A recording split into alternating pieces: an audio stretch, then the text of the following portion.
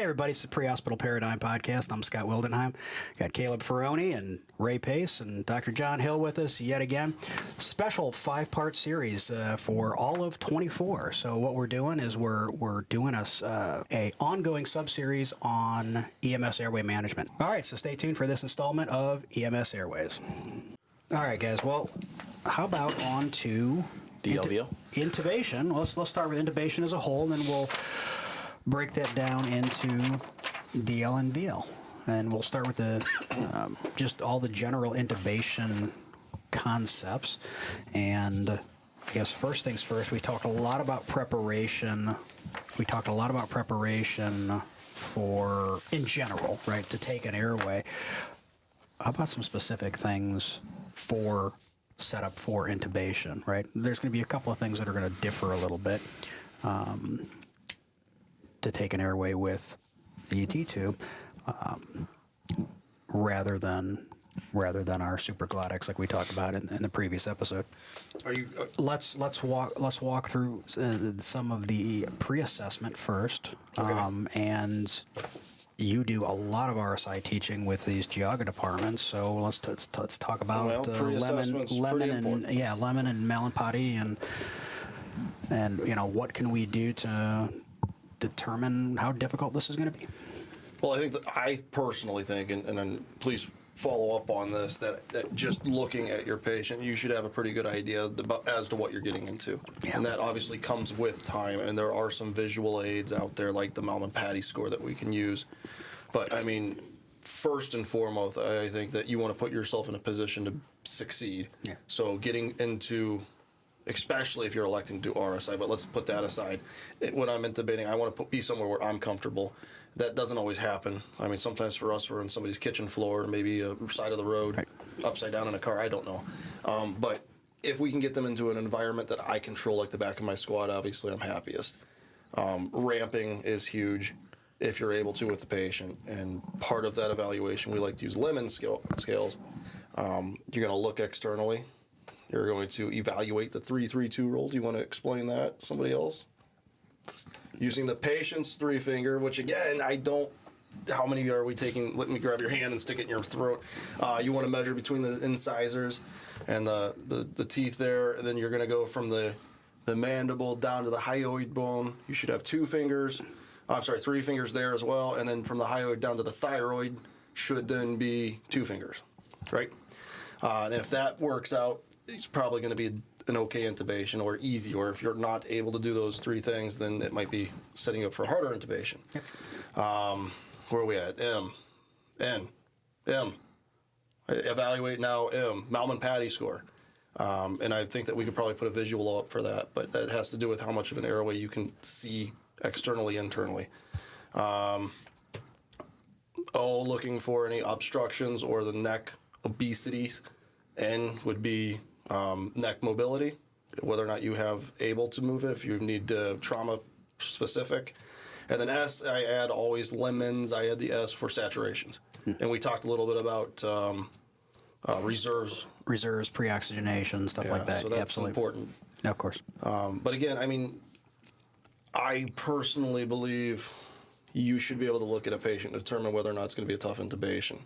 And there's no problem with peaking either. If you take your laryngoscope and take a look first and then go back to bagging, pre-oxygenating, and saying, okay, I got an idea what I'm about to deal with. Yep. Let me set up for that while you're oxygenating.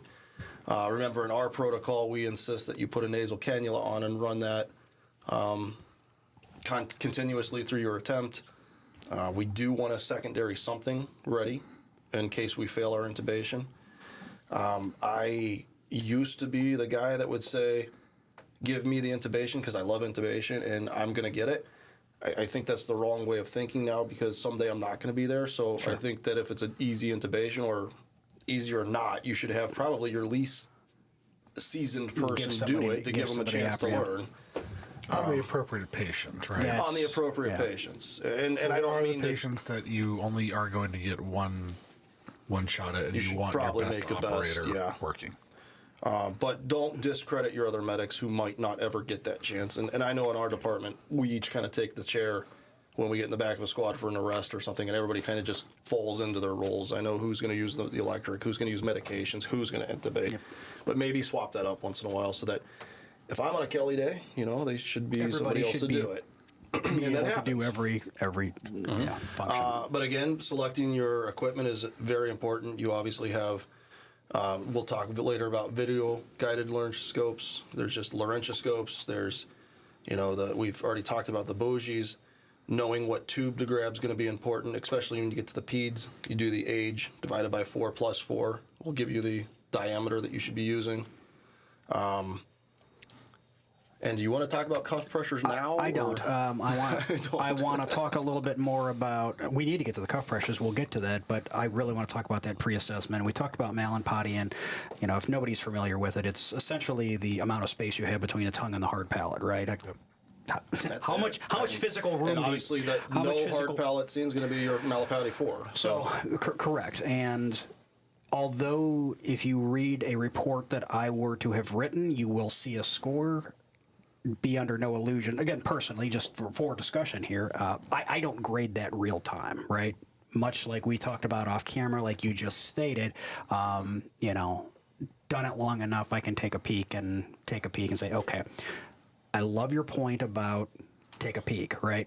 You can't, from out here, of course, there's indicators out, externally that a patient may be a difficult, but until we've all had those cases that, we were surprised. We got in there and be like, oh, it's just a railroad track. This is easy. And there's other, tiny, skinny little people, and you're like, oh, this is going to be easy. And then you're like, trying to bend the tube back on itself. If you get in and you maybe you're seeing that you have an excessive amount of swelling, maybe I not want to ruin that attempt. And if I'm getting passive oxygenation and good bagging, just leave it be and let the docs deal with it with anesthesia.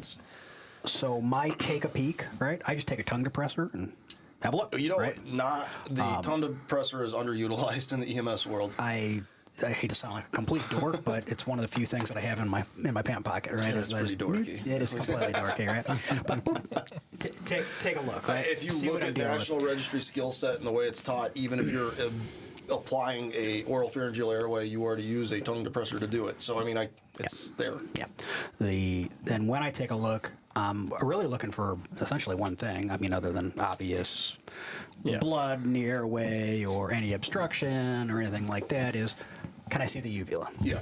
That's it, right? Can I see a uvula? If I can see a uvula, with my skill set at this point in my career, I feel like I probably should be able to get this done from a direct laryngoscopy. And if you have a gap between the uvula and the tongue, that's a Malin-Potty 1. You're going to be how much of the uvula I can see? I go a little farther. You can see more better on kids, and if you have an XPH patient, ask them to go nice open mouth. You can see the top of their epiglottis too. So if you do that peek and you can see the tip of the epiglottis, probably going to be an airway that at least someone should get experience on. Yeah, no, I agree. Watch for your geriatrics, maybe not even geriatrics, people with bridge plates or false teeth. Those are easily dislodged, so always have a good pair of McGills sitting somewhere readily available in your airway kit. Take them out. And take them out, especially, well, I'm talking if you knock them loose, you didn't realize it. But yeah, if you see them, take them out. That's going to make your airway even that much easier to get into. Absolutely. So more of that preparation stuff that you kind of alluded to is, if you've got time and you can do it safely, move them out to your ambulance. And we talked in earlier episodes about the cases where you should be like running and dropping a tube are very few, far in between, right? Those absolute crisis situations, you should be able to be burn patients. That's really expanding hematomas of the neck and angioedema. Yeah. Anaphylaxis. Right. So how many cases, right? They're rare. Yeah. But you're still going to be more organized, right? You're still going to have you should still have all your stuff out, because those are the bad airways that can go bad. Just that's going to be your focus, is getting that ET tube. Sure. And it's, hey, I'm setting this up. Somebody prep the neck, right? Yeah. Prep the neck, because I know I'm going to fail over to that, because I've already gone past my super. I know my upper airway is going to close off. A supraglottic, a supraglottic is not going to work in this particular case, because we've got edema that's completely closing the airway off. We've taken that out of our middle option, right? So we have to go from intubation to the extreme, which is a surgical cricothyrotomy of whatever you're permitted to do. But as far as that prep, if you're doing direct laryngoscopy, this is, of course, in today's world a little less prevalent because of the introduction of video laryngoscopy into the field, is if you have your cot there, just put the patient on the cot. You know, you're then that far off the ground, right? So you can just kneel and then put the head up. We've talked about this before. You have a I'm going to intubate up. You put the head minimum 30 to 45 degrees. You try to get the head way. That has some physiological benefit too. Yes. From the patient's unlikely to vomit or less likely to vomit. Less likely to vomit. You get, if they're a bigger guy and you consider having all that weight on their chest and moves all the weight down, Pan is full. easier to bag, easier for them to breathe.